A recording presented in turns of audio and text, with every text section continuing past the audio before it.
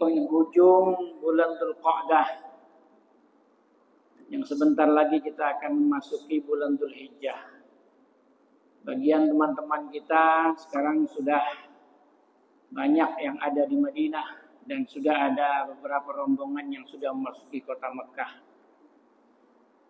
Marilah sama-sama kita melihat bagaimana Allah Subhanahu wa Ta'ala menjadikan umat manusia ini adalah umat yang satu. Karena itu Allah menjadikan umat manusia dimulai dari zaman Nabi Allah Adam alaihi salam.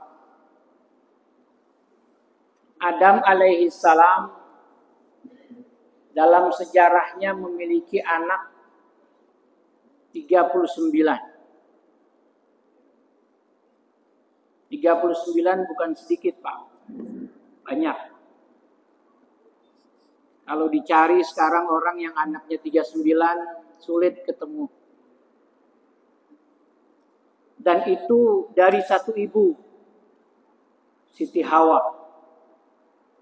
Semua anak Nabi Adam kecuali satu, semuanya kembar. Hanya satu anak terakhirnya yang tunggal, yaitu Nabi Allah Sis. Jadi semua anak Nabi Adam yang 39, hanya satu yang menurunkan menjadi Nabi, yaitu Sis. Nabi Allah Sis adalah gurunya Nabi Allah Idris.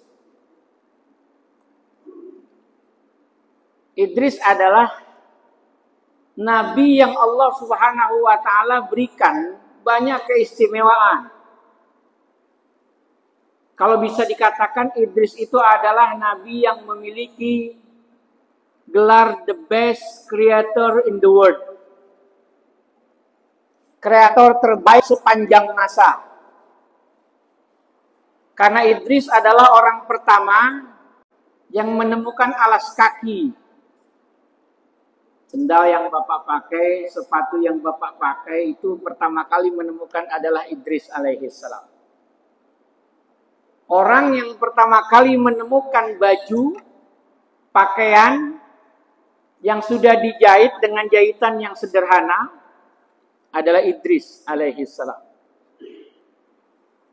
Orang yang pertama kali menemukan kacamata dalam bentuk yang sederhana adalah Idris alaihissalam. Orang yang pertama kali menemukan tangga, scaffolding dalam bentuk yang sederhana adalah Idris alaihissalam. Dan orang yang pertama kali menemukan topi penutup kepala adalah Idris alaihissalam. Termasuk orang yang pertama kali menulis di kertas dan kemudian dibukukan tulisan itu dalam tulisan yang sederhana, itu adalah Idris. Kalau ditanya apakah namanya Idris? Bukan. Nama aslinya adalah Akhnuh. Tapi kemudian disebutkan dalam Al-Quran surah Maryam 57. Wadhkur fil kitabi Idrisa innahu kana siddiqan nabiyya wa rafa'nahu makanan aliyya. Wadhkur fil kitabi Idris. Ingatlah ketika kami menyebut nama Idris.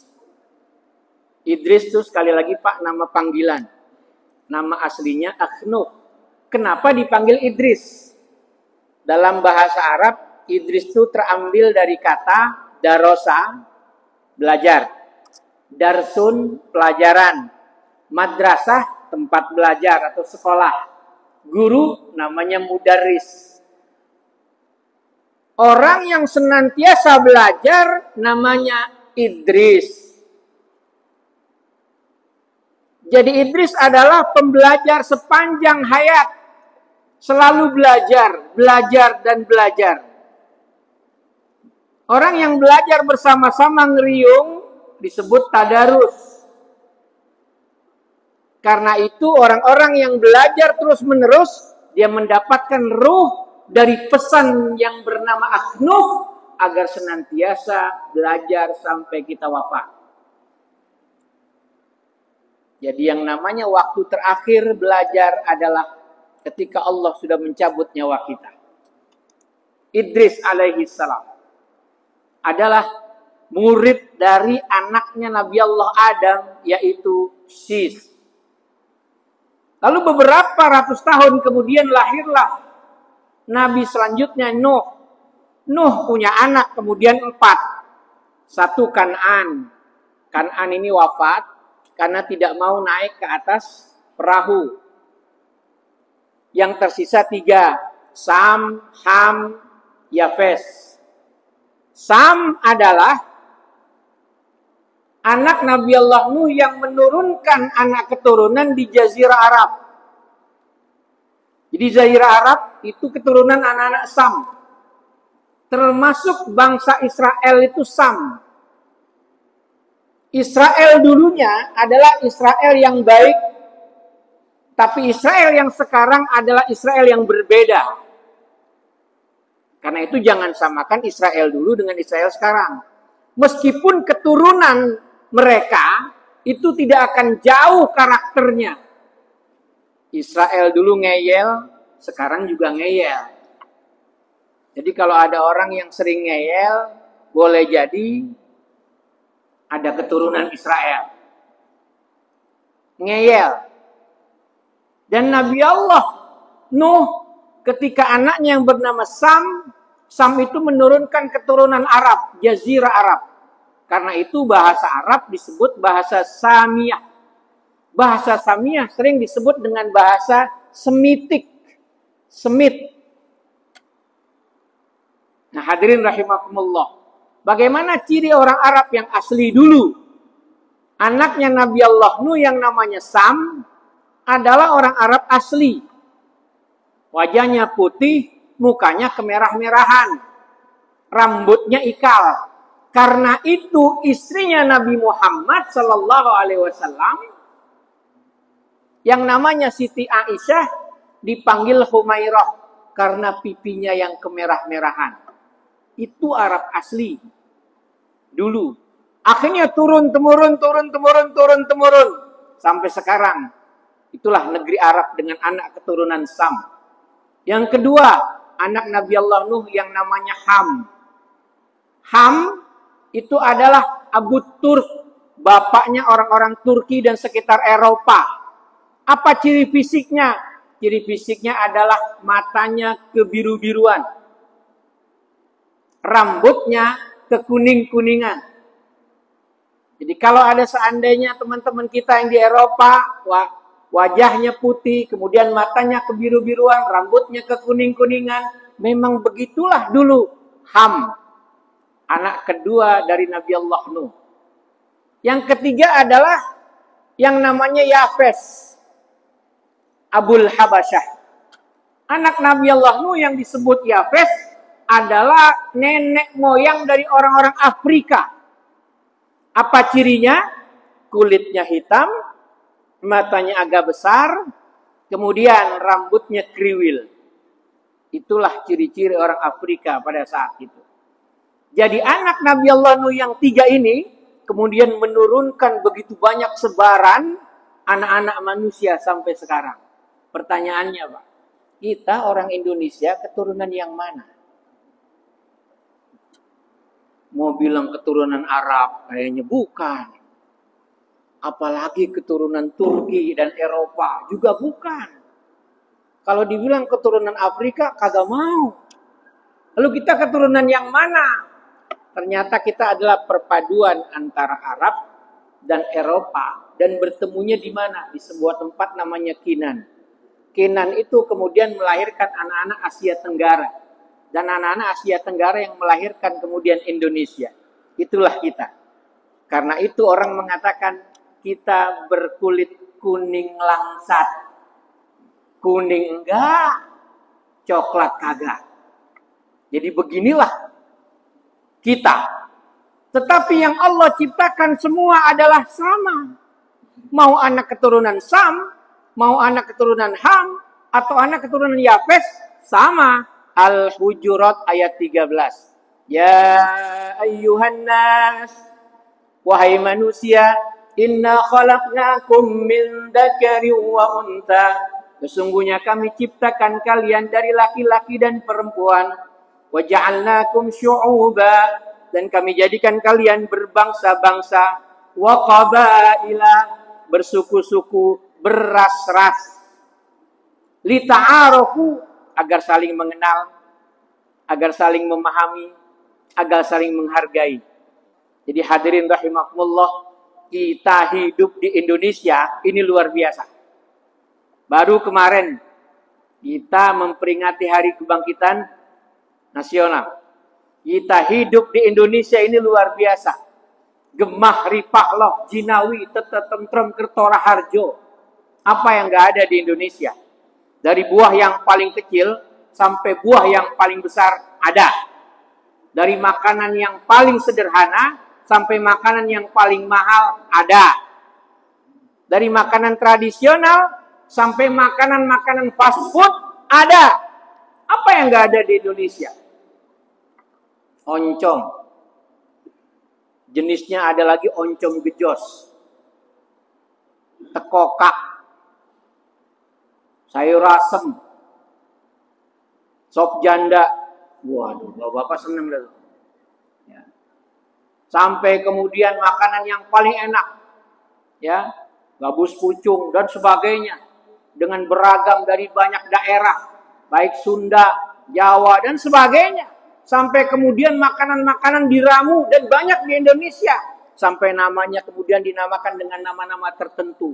Sampai ada yang namanya rawon setan. Bapak-bapak yang ke Surabaya itu pasti pernah makan rawon setan. Masya Allah. Itulah Indonesia. Sampai kata Multatuli, yang namanya bumi Indonesia adalah segenggam tanah surga Firdaus yang dilemparkan ke bumi. Itulah Indonesia. Masya Allah. Segenggam tanah surga Firdaus.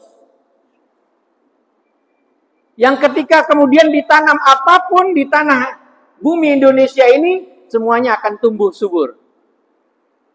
Bukan lautan, tapi kolam susu. Kata siapa? Kata Kus Plus. Masya Allah, begitu indahnya bumi Indonesia. Ya Rabb, terima kasih kau ciptakan kami adanya di Indonesia. Saya sering nanya Pak, dengan anak-anak murid saya, dengan mahasiswa saya kadang-kadang nanya. Atau dengan santri-santri, atau dengan teman-teman. Seandainya kita wafat, lalu kita ingin dilahirkan kembali, ingin lahirnya di mana? Wah, ada yang bilang, saya ingin lahirnya di Mekah. Emang kenapa? Biar bisa umroh. Saya bilang, kalau mau umroh mah gampang, punya duit 25 juta bisa pergi. Tahun depan punya duit lagi 25 juta, pergi lagi. Kan gak harus tinggal dan dilahirkan di sana. Oh gitu. Ada lagi yang saya pengen tinggalnya di mana? Di Inggris. Emang kenapa? Mau lihat pertandingan Liga Inggris. Wah, kalau mau lihat Liga Inggris mah di Indosiar, di RCTI, gampang. Tapi bagaimana kemudian kalau kita dilahirkan kembali di bumi Indonesia? Itu kebanggaan yang luar biasa. Karena itu, Bapak hadirin rahimakumullah, di Hari Kebangkitan Nasional, tanamkan kecintaan bahwa negeri kita, Indonesia, adalah negeri terindah, negeri terbaik yang ada di dunia. Gak ada negeri terbaik, negeri terindah, kecuali yang ada di Indonesia. Masya Allah. Lihat ulama-ulama kita Pak. Dari mulai Aceh, Syekh Nuruddin Ar-Raniri, Hamzah Pansuri, kemudian Syekh Abdul Rauf As-Singkili dari Singkil. Aceh tuh. Udah mulai bertebaran para ulama-ulama kita. Kemudian di Sumatera Barat. Siapa yang tidak kenal Syekh Ahmad Khatib Al-Minangkabawi. Syekh Ahmad Yasin Al-Padangi. Kemudian siapa yang tidak kenal yang namanya Imam Bonjol. Siapa yang tidak kenal Buya Hamka. Masya Allah. Itu adalah orang-orang yang menjadi penggerak di bumi Nusantara ini. Sampai kemudian ke Palembang, lalu kemudian ke Lampung, lalu kemudian ke Banten, sampai ke Jakarta, lalu kemudian sampai ke Papua. Masya Allah, begitu banyak ulama-ulama kita. pahlawan-pahlawan kita yang membangkitkan semangat kita di bumi Nusantara ini. Agar jadi apa? Agar kita menjadi orang-orang yang senantiasa cinta terhadap tanah air. Karena itu hubbul watan minal iman. Cinta terhadap tanah air adalah bagian dari iman. Di zaman Nabi Nuh kemudian terjadi air bah. Semua habis. Dan kemudian tersisa hanya sekian orang saja. Lalu kemudian orang-orang yang sudah mendarat di sebuah tempat yang namanya Bukit Al-Jud wastawat adal judi, yang sekarang kemudian disebut dengan Bukit Ararat. Bukit Ararat itu adanya di mana? Adanya di Turki. Disitulah kemudian mendaratnya perahu Nabi Allah Nuh. Menyebarlah kemudian anak manusia. Lahirlah kembali kemudian Nabi. Siapa Nabi itu? Setelah ratusan tahun muncullah Nabi Allah Ibrahim alaihissalam. Nabi Allah Ibrahim lahir. Dan kemudian Nabi Allah Ibrahim melahirkan anak keturunan. Ada dua istri Nabi Allah Ibrahim. Yang pertama namanya Siti Sarah. Yang kedua namanya Siti Hajar. Siti Sarah tidak punya anak sampai usia 78 tahun. Lalu kemudian dapat kabar gembira akan melahirkan anak. 79 tahun baru lahir anaknya. Kira-kira ada nggak orang sekarang usia 79 anaknya lahir? Atau melahirkan kembali? Nggak ada, Pak. 79 tahun. Sehingga kemudian dia tertawa terkekeh-kekeh.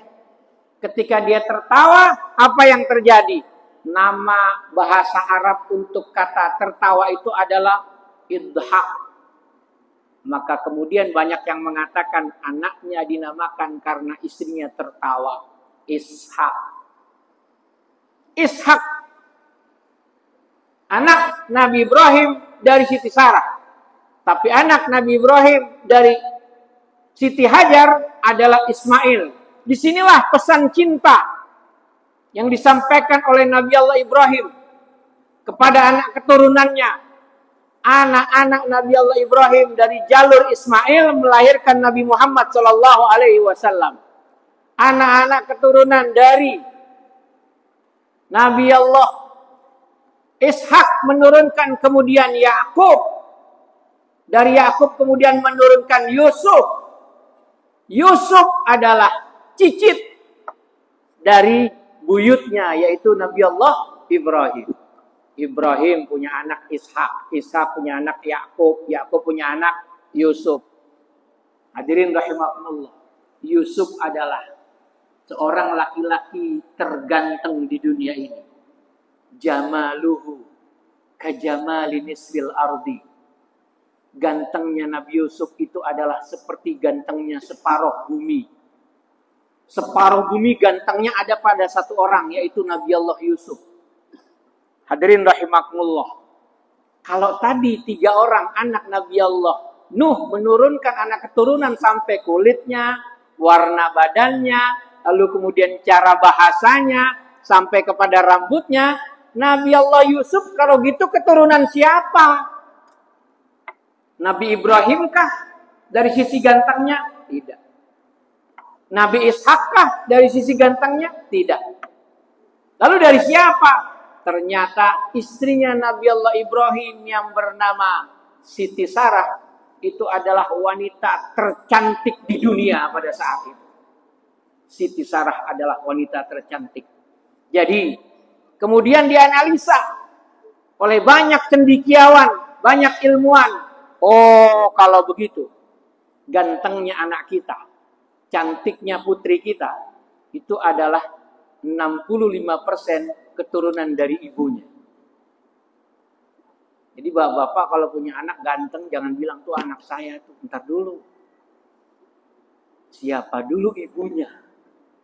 Karena ganteng, karena cantik, itu 65% itu turunnya dari mana? Dari ibunya. 35% baru turunnya dari mana? Bapaknya. Itu kalau ganteng. Bagaimana dengan kecerdasan? Kecerdasan juga 60% dari ibunya, 40% dari ayahnya. Lalu bagaimana dengan karakter? Karakter 69% dari bapaknya, 31% dari ibunya.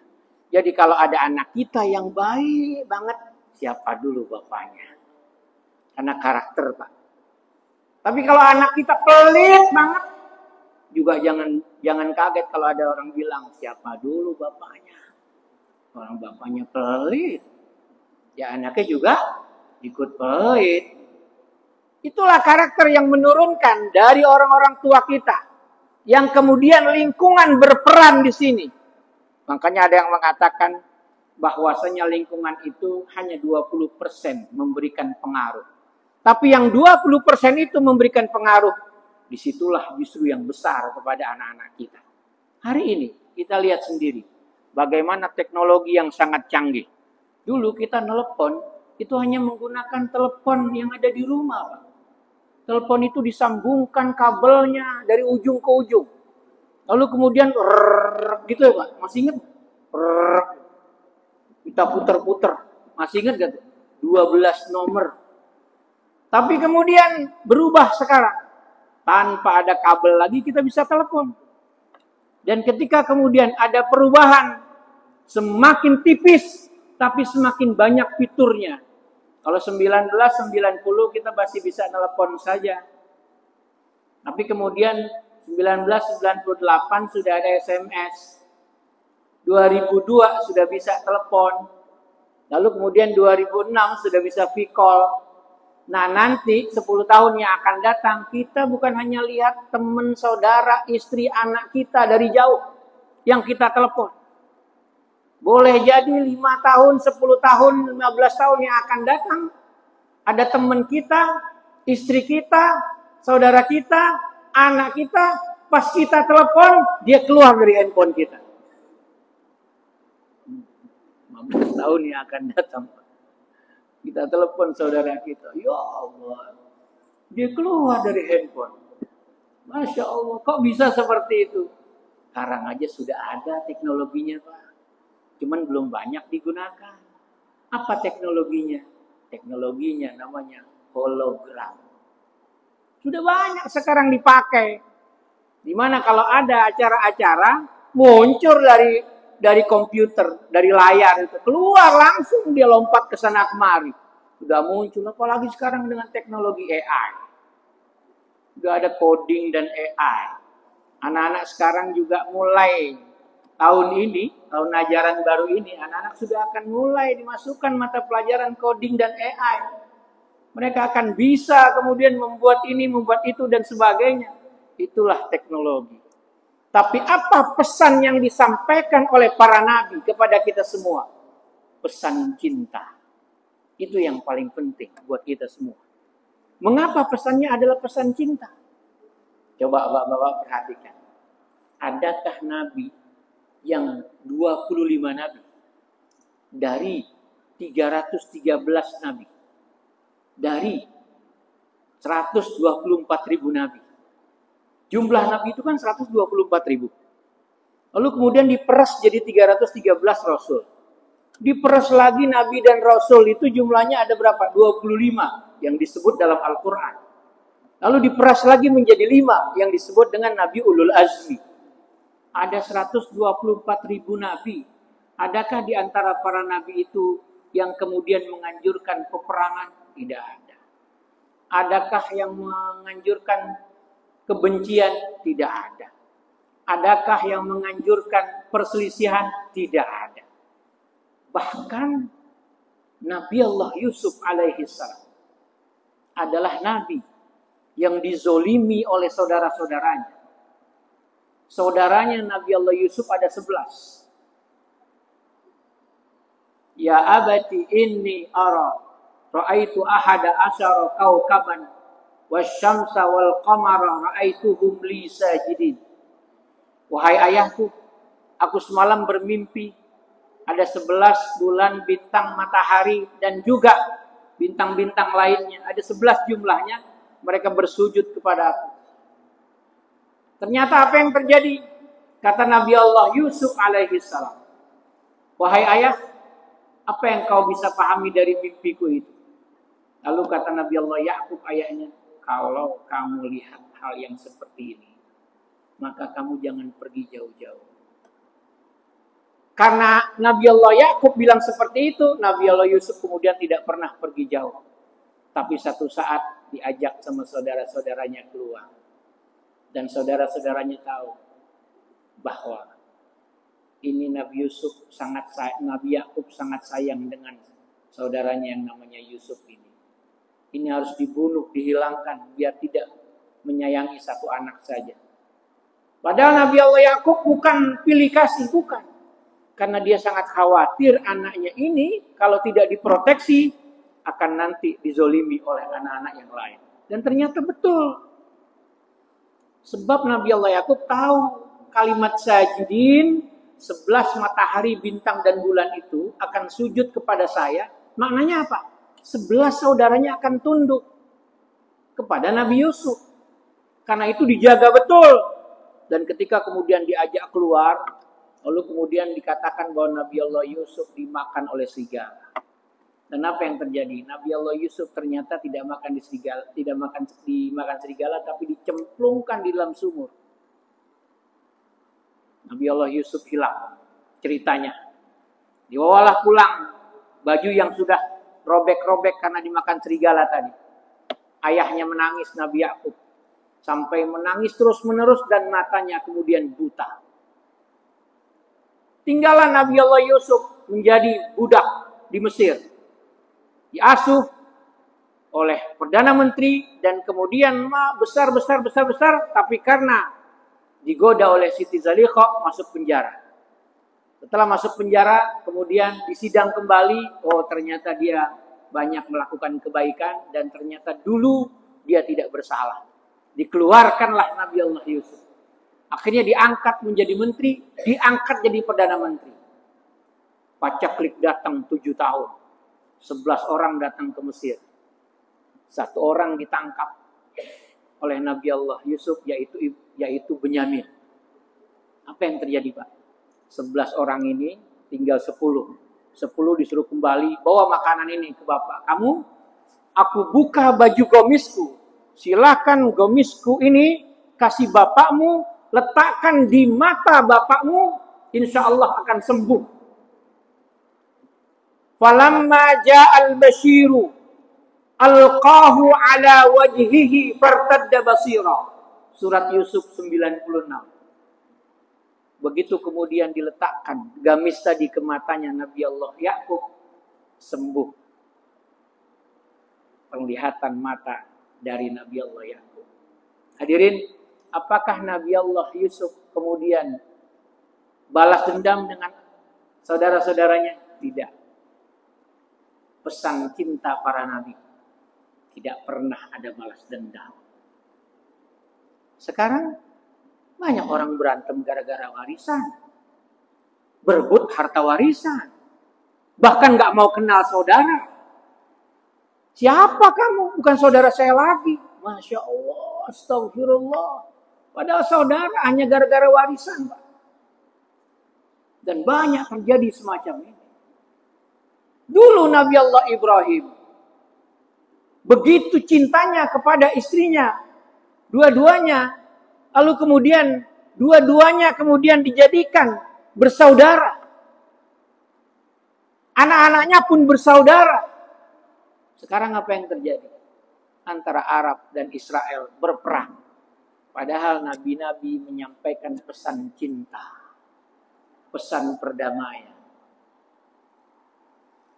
Itulah yang kemudian kita berharap melalui Nabi Muhammad SAW sebagai Nabi yang rahmatan lil alamin, akan terbentuk kemudian Islam yang juga menyampaikan rahmat bagi semesta alam. Agar kita damai dengan orang lain. Jangan kemudian memprovokasi ini, itu, dan sebagainya. Jadilah permusuhan di mana-mana. Islam terbaik adalah Islam yang ternyata selalu membawa kedamaian buat siapapun. Itulah Islam sejati buat kita semua. Hadirin rahimakumullah, karena ada mungkin tanya jawab atau dialog, maka saya sampaikan terima kasih. Inilah yang bisa saya sampaikan di siang hari ini. Silahkan Bapak-Bapak, mungkin ada yang ingin bertanya. Dari saya cukup sekian. Hadanallahu wa iyyakum ajmain. Assalamualaikum warahmatullahi wabarakatuh.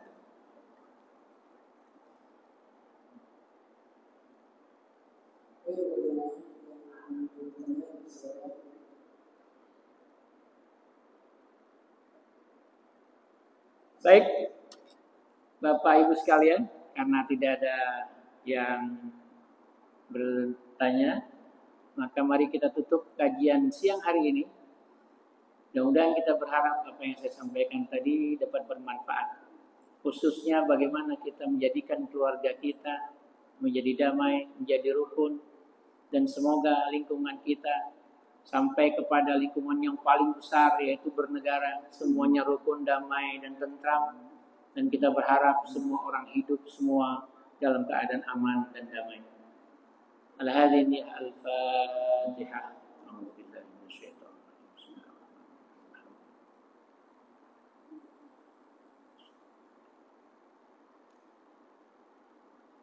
Bismillahirrahmanirrahim. Alhamdulillahirabbil alamin. Allahumma shalli wa sallim ala sayyidina Muhammad wa ala ali sayyidina Muhammad. Allahumma rabbana anfa'na bima 'allamtana wa 'allimna ma yanfa'una warzuqna ilman yanfa'una. Allahumma sallimna wal muslimin wa afina wal muslimin warhamna wal muslimin wansurna wal muslimin fa innaka khairun nasirin. Allahumma ansur ikhwanal muslimin al mujahidin fi Filistin. Allahumma ansur ikhwanal muslimin al mujahidin fi Gaza. Allahumma ansur ikhwanal muslimin al mujahidin fi kulli makan. Rabbana atina fid dunya hasanah wa fil akhirati hasanah wa qina adzaban nar. Wa sallallahu ala sayyidina Muhammad wa alihi wasallam. Subhana rabbika rabbil izzati amma yasifun. Salamun alal mursalin. Walhamdulillahi rabbil alamin. Dikurangnya mohon maaf. Subhanakallahumma wa bihamdika asyhadu an la ilaha illa anta astaghfiruka wa atubu ilaik. Dan Allah ayat majma'in. Assalamualaikum warahmatullahi wabarakatuh.